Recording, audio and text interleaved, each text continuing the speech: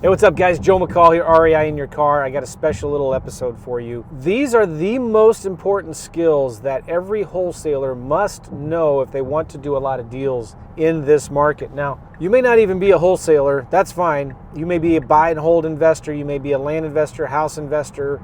You might be doing multifamilies, but these are important skills that everybody must know because we're deal finders, not deal creators. And so if you are doing real estate investing, you need to learn how to be a deal finder. You need to learn wholesaling. It's the most important skill in this business. So I'm going to be talking in this podcast here about the 5 most important skills that every real estate investor must know, especially wholesalers. So I've been in the business a long time. I've made a lot of mistakes. I've done a lot of deals, and I've also coached and helped a lot of people do deals. And there's some very simple things that if you can just master these skills, money will never be a problem for you again. You will always be doing deals, making money. Does that make sense? All right, number 1 is marketing. You got to understand that we're not in the real estate investing business. We're in the marketing business. It's the most important skill in any business, especially real estate. Marketing is most important. It's creating leads. It's keeping that lead pipeline full. So how do you do that? Well, it starts with a real simple marketing plan. You need to have a marketing plan so that you know what has to be done every day. And that marketing plan, I'm not talking about like, okay, I want to make 10 grand a month, so I need to do 1 deal a month, or I need to do 2 deals a month, or 1 deal a week. It's breaking it down into things you can control. So, for example, if you want to make 10 grand a month and your average profit is 5 grand, which should be way better than that, but let's just keep it simple here. So you need to do 2 deals a month, right? Well, you can't control that. You can't control that your average profit is 10 grand a deal or whatever. So, all right, work backwards from that. How many offers do you need to make to do 2 deals? So if you need to make, let's say, 15 offers to do 1 deal, you want to do 2 deals a month, you need to make 30 offers a month. We're breaking this down again now into things we can control. So then let's say, well, how do you make offers? Well, you get leads. How do you get leads? You do marketing. Now there's different kinds of marketing. There's outbound and inbound marketing. You go out and get leads or leads come to you. Whatever marketing you do, it's important you get it done for you in spite of you. Write that down. That's so important. I talk about that over and over again. It's something that my coaches, when I was getting started, harped on over and over and over again. Get the marketing done so it's just done. You can set it and forget it. You don't have to worry about it. You don't have to remember to do it. It just gets done for you in spite of you consistently every single day, every single week. It just gets done. You need to set it and forget it. It's really important. Leads are the lifeblood of your business. So it's like when I was getting started, I would try to schedule the marketing. I'd time block it out on my calendar, and I would say, all right, every Tuesday morning, I'm going to send my postcards. And, every day I'm going to make calls between 2 and 4 o'clock, whatever. And it just never got done because I'm not disciplined enough to get it done. So I'd encourage you to find somebody to do it for you. It might be it might be like a direct mail company. It might be a virtual assistant. It might be a cold calling company. It might be, somebody that does PPC for you or whatever it is. But you need to get somebody to do it for you in spite of you. Now, let me rewind a little bit too, because back to that marketing plan, breaking it down into things you can control. You actually have to get that done first before you hire somebody to do it for you. So for example, if you got to make 30 offers a month, that's, 15, that's about 7 or 8 offers a week. How many is that a day? So how many leads do you need to get to make that number of offers? And so you might determine, working the numbers backwards, all right, well, I need to send 100 letters a week, 20 letters a day. I need to make 2 hours of phone calls, cold calls every day. I need to call 5 realtors a day. Whatever it is, you need to know those numbers, and it needs to be on a scorecard. And now you can take that scorecard and give it to somebody else to do. If your goal, and start small, it doesn't have to be big, but maybe your goal is to send 500 postcards a week. That's a good place to start. Maybe you can't afford all of that yet, but you can do 20 handwritten letters a day. You can call 5 realtors every evening of older vacant land listings or something like that. But now you've got a scorecard, and if you can't do it or you aren't going to do it, then find somebody else to do it for you, and then that's their number 1 job. I often say too, if you hire, one of your first hires in your real estate business should be a virtual assistant, and your virtual assistant should really only be doing 3 things. 1, they should be doing all your marketing for you, or teeing it up for you so that you can do it, or sending the marketing lead, the lists or whatever to whoever's doing it for you, and then managing it and tracking your KPIs and all that. So your VA's responsibility, number one, is the marketing, right? You develop real simple systems around that so your VAs can do the marketing. That's on their scorecard now. Does that make sense? The second thing is updating your CRM, and the third thing is doing all your follow-up for you. So get your marketing plan in writing so you know every day, every week, the marketing needs to go out, and you can track all of your key performance indicators, your KPIs, your main metrics, because you should know, all right, so if I want to do one deal, I need to send, 1,000 postcards. If you need to, I've got a client, Grant. I interviewed Grant a few months ago. He just quit his job, flipping vacant land using my system, and he knows his numbers. It's so funny because I was sitting down with him. I was like, man, this is so cool. Like, it's actually working for you. And he says, yeah. I said, well, what are you doing? He says, I'm just doing what you said to do, Joe. Why are you acting so surprised? I was like, oh, so be more specific. Like, what are you doing? He says, Joe, I'm sending the letter that you say to send to the list that you say to send, and I'm talking to them. So anyway, in fact, it's the next 3 or 4 things that I'm saying that you should do. This is what Grant's doing. But anyway, he knows his numbers, and he's doing one deal out of every 600 letters that he's sending, and he's getting one offer accepted out of every 13 offers that he's sending, all right? You know your numbers, so you should know if I want to do a deal this month, put it into look at your KPIs. All right, so I need to send 750 letters, I need to send 20 offers, I need to call 20 realtors, whatever it is. Like, you should know your numbers and then working it backwards. Make sense? You should know your average profit, your average response rates, the average number of calls per lead, the average number of dollars spent on PPC per leads, per offer. So every different lead source has different conversions. Cold calling doesn't work as well. It's cheap, but you might have to do more cold calling. You have to get more leads, make more offers from cold calling than you would with direct mail or PPC because the quality of the leads are different. So you need to know those numbers. Don't ask me to tell you what the numbers are. You need to find them for yourself. Make sense? All right, so number one, most important skill that every wholesaler must master is marketing. You are in the marketing business, not in the real estate investing business, not in the wholesaling business, not in the land business, not in the house business. You get my point. The second most important skill that every deal maker needs to master is talking to people. Brent Daniels popularized the TTP method of doing deals. So brilliant. Talk to people. You need to learn how to talk to sellers. It's very simple. A lot of us have a fear of talking to people. We look at the phone like a 600-pound cactus, but it's actually not that hard. You need to learn the skill of asking questions. And people think that, man, if I have to talk to people, I've got to be a really good expert negotiator. I need to be able to think on my feet. I need to be an extrovert, and I'm not. I'm an introvert. No, it's really actually a lot simpler than that. It's just asking questions. It's being polite. It's saying, hey, listen, can you tell me about the property? So what I like to do in my mind, I like to think of it like when I'm getting on the phone, because I don't enjoy doing it, but I put in my mind like, okay, listen, I don't have to make them an offer on the phone. I don't have to sell anything. I am just the reluctant buyer. You need to think of yourself as the reluctant buyer. You're not selling them anything. You're not trying to convince them to do anything. You're not trying to trick them or use NLP mind tricks to get them to do what you want them to do. No, you're just asking questions, and you need to get them to convince you of why you should want to buy their property. Does that make sense? So you're not trying to sell a program. Once you try to sell, you've already lost. You're not selling yourself. You're just getting them to tell you why you should want to buy their property and not one of the other hundreds others that are out there right now. So you're just asking questions, and whoever asks the most questions wins.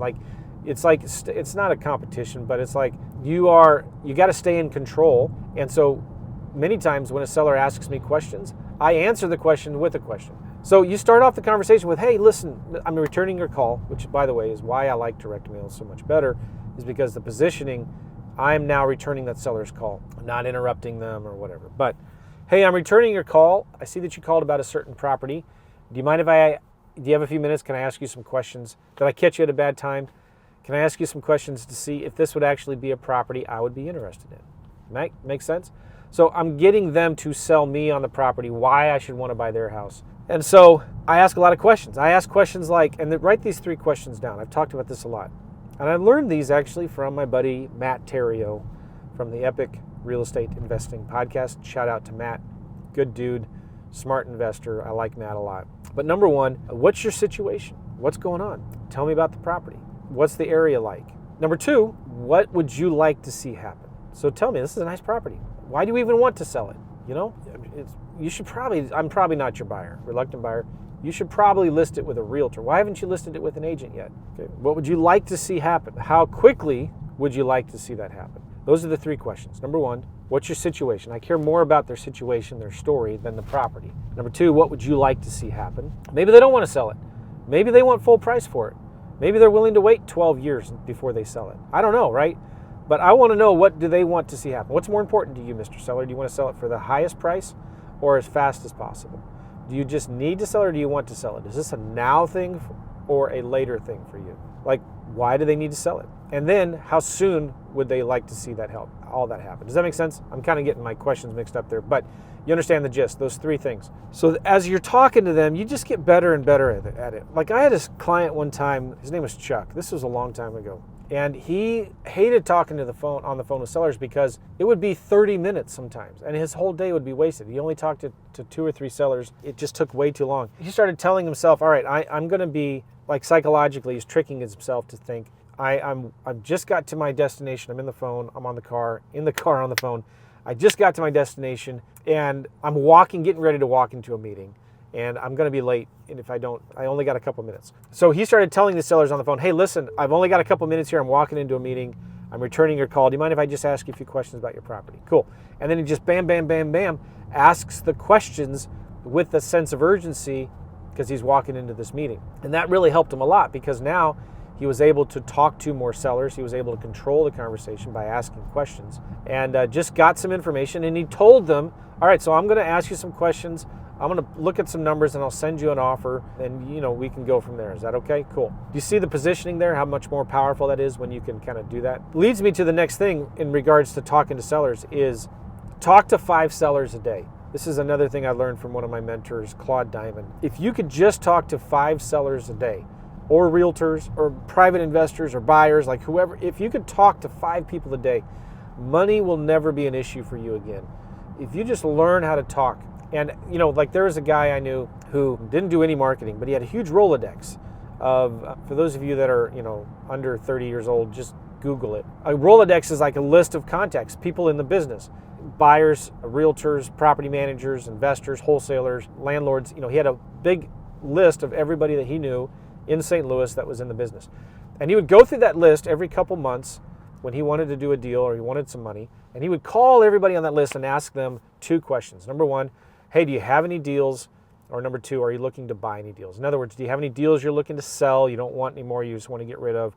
Or do you have any deals you're looking to buy? And every time he did that, by the time he got through that list, many times before he even finished, he would find somebody with a deal to sell and somebody else who wanted a deal that they were looking to buy, and he'd put them together and he'd make the money in the middle. Make sense?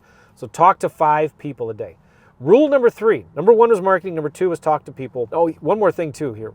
This is important. If you're not on the phone, you're not making money. It's as simple as that. Like this phone here is $1 million tool. If people just don't want to talk to people, and the problem is you're going to have a very, very difficult time making money in this business. All right, rule number 3, make offers. This is the most important metric of all of them. If you're not making offers, you're not making money as well. So write this down. Your speed to income is directly proportional to the number of offers that you make. Your speed to income is directly proportional to the number of offers that you make. Very simple formula. The number 1 rule in real estate, it's not location, location, location. Whoever said that was stupid. It's kind of true, maybe. But the most important rule in real estate is make offers, make offers, make offers. That's it. So if you're talking to 5 sellers a day, or 5 realtors a day, or whatever, the most important thing is to send every person you talk to an offer. Send every seller you talk to an offer. Every realtor you talk to, send them an offer. You should also, let's say you're talking to wholesalers who have deals. You should be sending them offers. Even though it's less than what they're asking for, send offers. And your offer should be in writing. Every seller you talk to, you should send an offer in writing, in the physical mail and in an email and by text. I'm telling you because Emails get lost, they go to spam, but that's something that nobody else does. It may be a letter of intent. It may just be, hey, listen, it was great talking to you. I know this may not work for you, but if I were to buy your property, it would need to be at around this range to this range, right? Send the offers in writing. Give the sellers options. Maybe it's like, hey, listen, there's maybe two things I could do. If I paid you cash, I could pay you about this, but I could offer you more if you would consider taking payments over time, something like that. So you can give the sellers options. In my program, I have a what's called an Automated Offer Pro calculator. It's a software that helps you come up with a cash offer and an owner financing offer for land, and for houses, a cash, lease option, and owner financing. Just put in some numbers and it spits out 3 different numbers. And so basically you can offer them more if they would take terms over time. All right. The fourth thing that you have to learn if you want to do a lot of deals is follow up. I'm telling you, 90% of your deals are going to come from the follow up. My coaching business partner, Gavin, and I were doing a lot of deals one time in the Birmingham, Alabama area. And this was houses before we started doing land about 5 years ago. And we looked at, in the previous 12 months, we did 58 deals. And we looked at how much follow-up did we do to get those 58 deals. And of those 58, only 4 came from that first conversation with the seller. Only 4. And if we would have not done any follow-up in that 12-month window, we would have only done 4 deals that year. But the 54 deals came from follow-up. And on average, it was 7 to 8 touches over 2 to 3 months. Some deals came from, just a week or 2 weeks of follow-up, some over a year. But on average, 2 to 3 months, 7 to 8 touches. A phone call, a text, an email. So this is really, really important, okay? Get your marketing done for you in spite of you. Every single day, every single week, get that marketing done. Let it go out. Number 2, talk to every seller that responds to your marketing. Talk to 5 people a day, 5 sellers a day. Number 3, send an offer to every single seller that you talk to, every realtor you talk to. Send them an offer in the physical mail, in writing. Nobody else is doing that. Your competition is not doing that. It makes you stand out above all the rest. And then finally, I got one more after this, but follow up every 30 days, every single 30 days with every single offer that you send. It doesn't matter if they said no. It doesn't matter if they want $1 million and your offer was $10,000. Send that same offer every 30 days. Follow up with every single seller. I mean, I can't tell you how many times people have told me, oh my gosh, Joe, I did what you said to do and it worked. I just got a deal accepted. I just flipped a deal. I had a student the other day, made $19,000 on a deal on the 3rd offer that he sent the seller. He sent the same offer 3 times to the seller. That's the power of follow-up. The final thing I'll say is the 5th skill that you need to learn is being brilliant at the basics. Learn to get really, really good at the simple, basic things, okay? This business is not complicated. It's not complicated. So stop trying to complicate it. Stop trying to do 5 million different things. Just focus on doing one thing really, really simply. So stop asking what if. Start asking just what next. Have you talked to 5 sellers today yet, right? Have you made 5 offers today yet? Have you followed up with any of the offers that you sent from 30 days ago? The best wholesalers are really good at those basic things. And they focus on those simple basic things. Because I've said this before, focus will make you rich. Shiny objects will make you go blind. So stop complicating this business. Keep it simple. Focus on these simple basic things. Marketing, talking to sellers, making offers, follow up, and you will do very, very well. All right, appreciate you guys. I got to go. See ya. Bye-bye.